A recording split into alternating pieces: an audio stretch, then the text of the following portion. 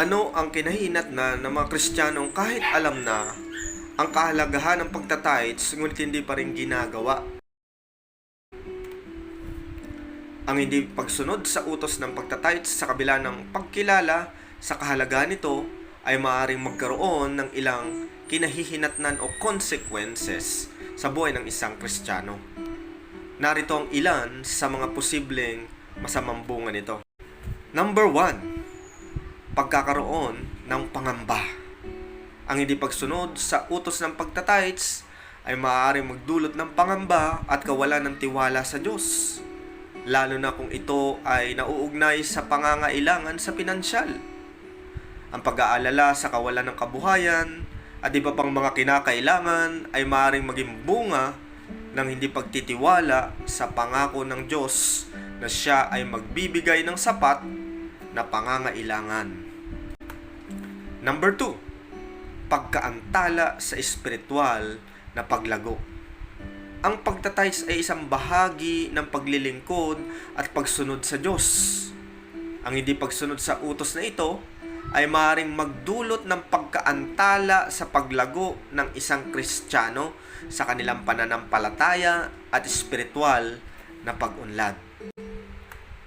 Number 3, kawalan ng pagpapala.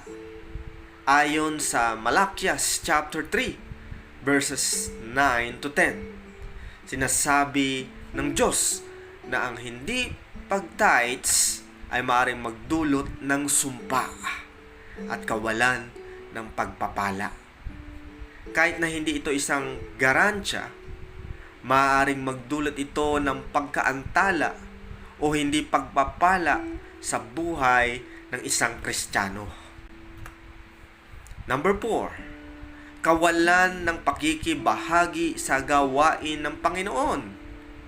Ang pagtatights ay isang paraan ng pakikibahagi sa gawain ng Panginoon at sa pagtulong sa pangangaral ng Ebanghelyo.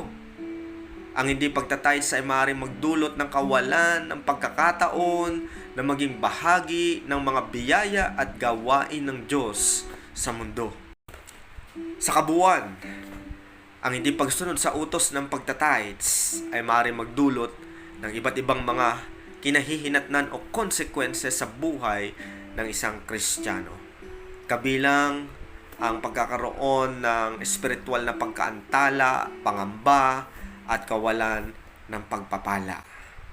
At hindi pakikibahagi sa gawain ng Panginoon. Subalit, mahalaga rin na tandaan na ang Diyos ay mapagpatawad at handang magbigay ng biyaya sa sinumang handang magbalik loob at magtiwala sa Kanya.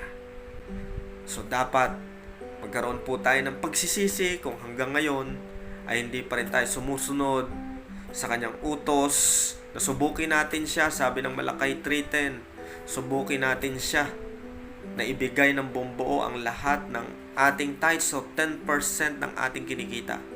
Kung hindi niya bubuksan ang durungawan, ang mga durungawan ng kalangitan at ibubuhos ang mga pagpapalang walang mapaglalagyan. God bless.